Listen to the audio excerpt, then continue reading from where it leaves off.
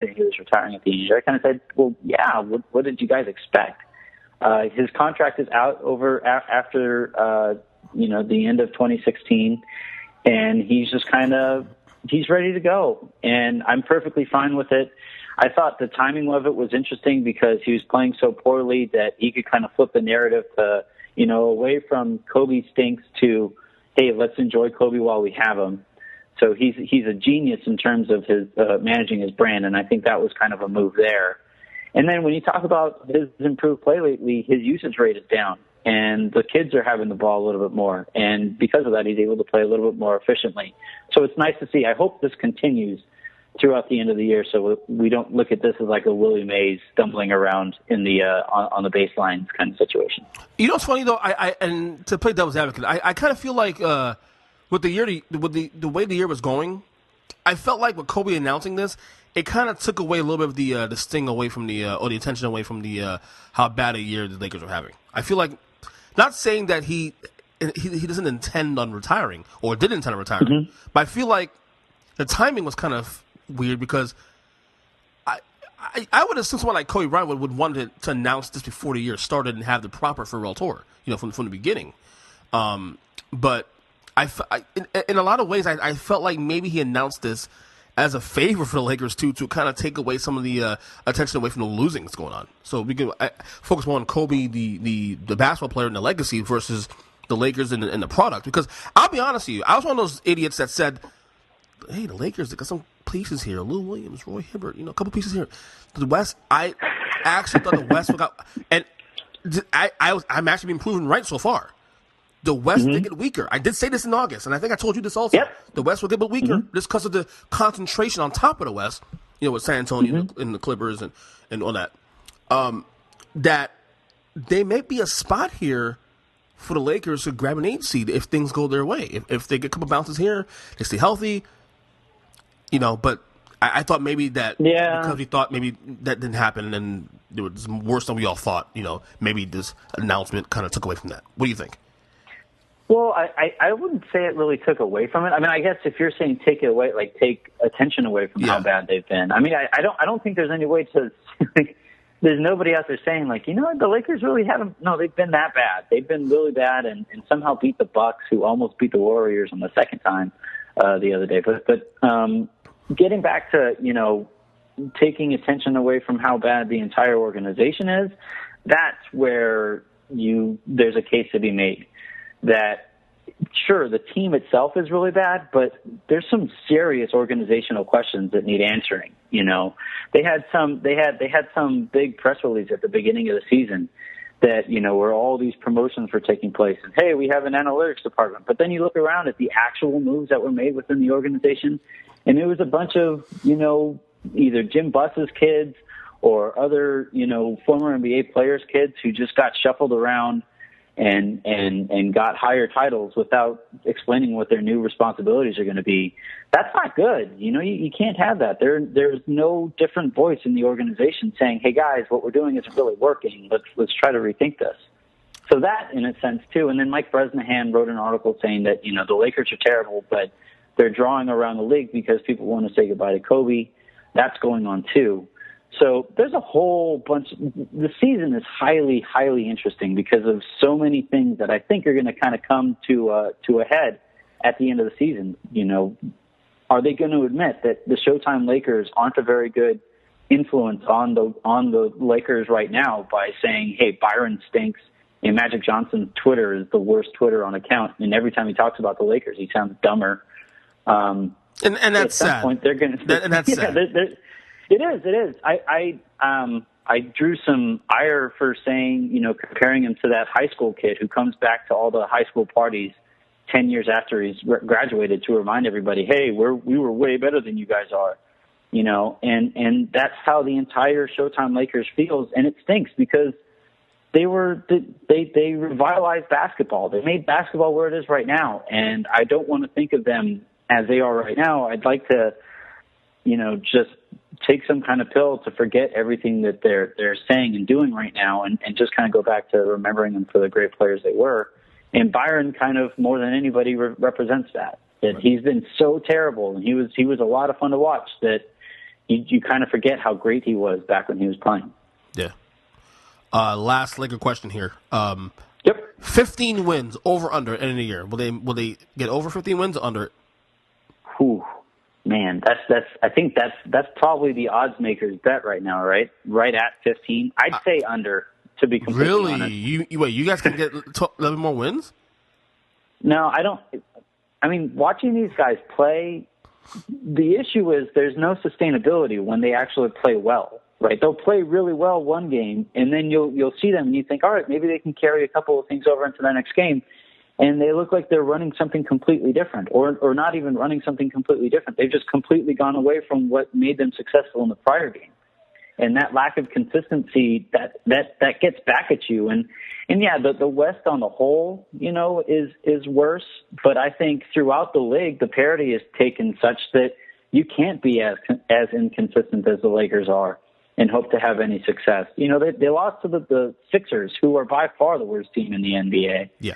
And if they're going to lose to that group, there's no telling who, no game should be counted as a win if you're looking at it on the schedule for the Lakers. Right. A general NBA question here. Give me your most surprising team and your most disappointing team.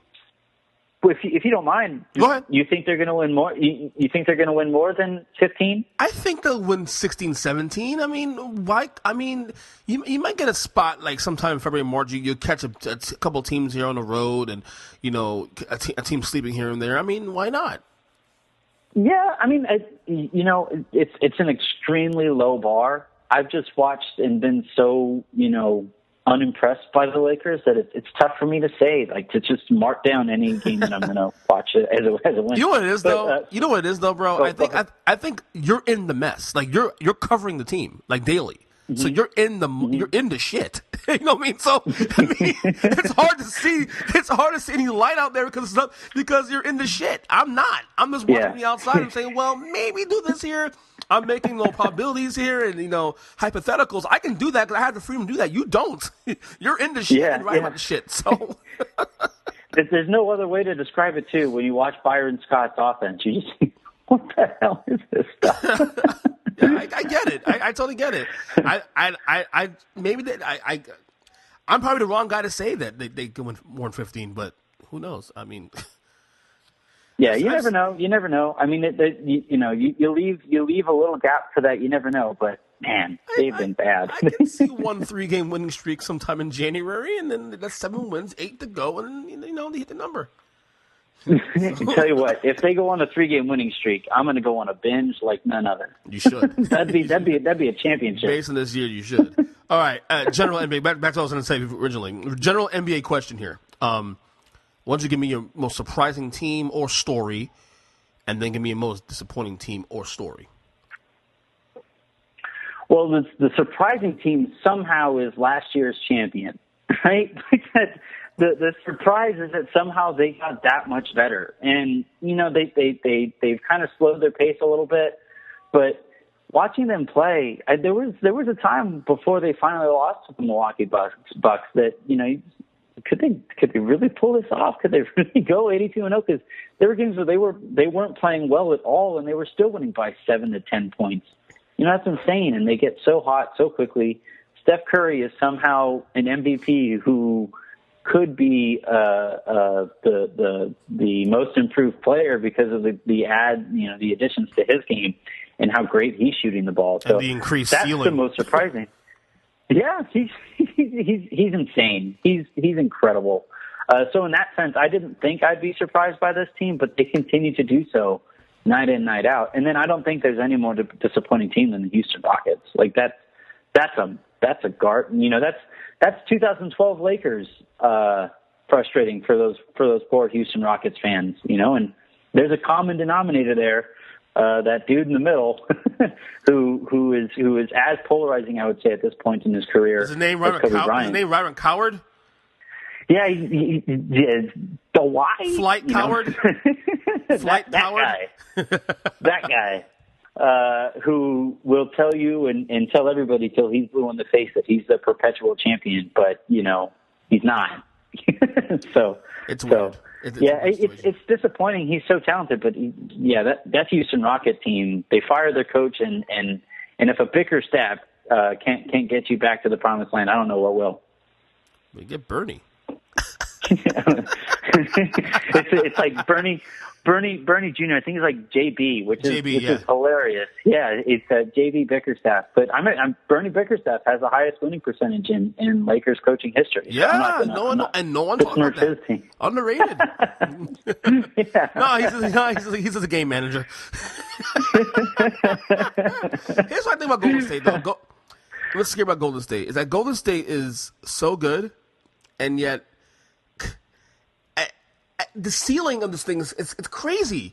Like, I thought my preseason predictions, I had Golden State winning 60+. I thought they win more close to 62, 63 just because of the fact that, you're not a hunted, so you make a teams that beat you on the back-to-back, and, things happen.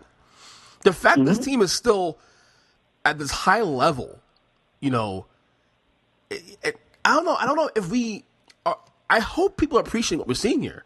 Because this is something that I don't think since the 96 Bulls, I've never seen a team this dominant from start to finish. And Golden State was that last year for me, was that kind of team last year. And I thought, okay, well, no one is going to do better what they did last year. And then you have this. And this is crazy. Yeah. Well, the thing that gets me, and it's something that, there's no better way to describe a great team, is when they lose, it looks like a surprise. Like you look around and it's like, what? There's no way that there's a mistake when this can't have turned out right, and with those Bulls, when they lost, you looked around and you said, well, there's something wrong here. There's another quarter to play or something, right? And when the Lakers went on their run in the playoffs where they went 16-1 and they lost to the 76ers in Game 1 of the finals, I remember looking around thinking, wait, there's not another overtime to play. What's going on here? And then they got back on track and stomped on the Sixers the rest of that series. And watching the Warriors, that game they lost to the Bucks. I remember I was with a bunch of people. We were sitting there we were on a cruise at the time. We were watching at the bar, and everybody who was there was just like, so what now? Just complete disbelief at what they had just seen. And usually when a team like that loses, it's like, wow, okay, cool, they're human after all. But there was like legitimate disappointment. Like, man, these guys I didn't want them to lose all season, right. And that's kind of the vibe.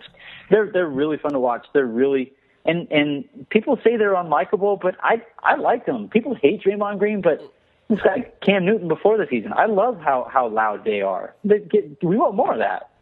Yeah. By the way, the big success of the Warriors isn't even the streak or whatever.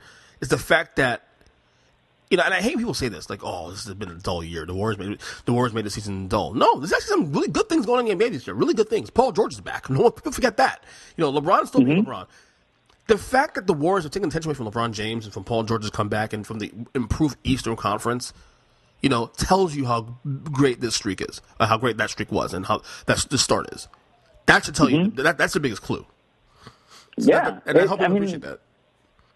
Right, Mike Wilbon put it. I was watching actually on you're out there in Miami. LeBatard had Mike Wilbon on, and Mike Wilbon put it pretty well and said that during Michael's run, he was never overshadowed by anybody, and somehow the Golden State Warriors have overshadowed LeBron. Despite, LeBron still being really, really, really good at basketball, the Warriors kind of stepped in and said, nah, actually, we're the story. You go ahead and take a back seat, LeBron. And that's pretty crazy. And that's the major success of this whole thing. Actually, great segue there with LeBatard, because you and I are both big fans of the show. And I've been listening to the show since, I'm in the market, so I've been listening to the show since the beginning. Are you still, no, he's now in the mornings. He's morning for us, way early for you, West Coast. You're still listening to the show, right? Oh, all the time. He does sports better than anybody, in my opinion. I like how he doesn't take it very seriously and all that. He's great. Self-deprecating, the whole nine. Here's my only issue I have with the move, because I got what I wanted. Like, my fear about him taking Coward's spot in the 10 o'clock spot nationally was, I was thinking, well, if they do this, maybe they chop the local hour out, because to me the best hour of the show is the local hour. because I get all my Heat stuff in there. I get a lot of like Heat stuff.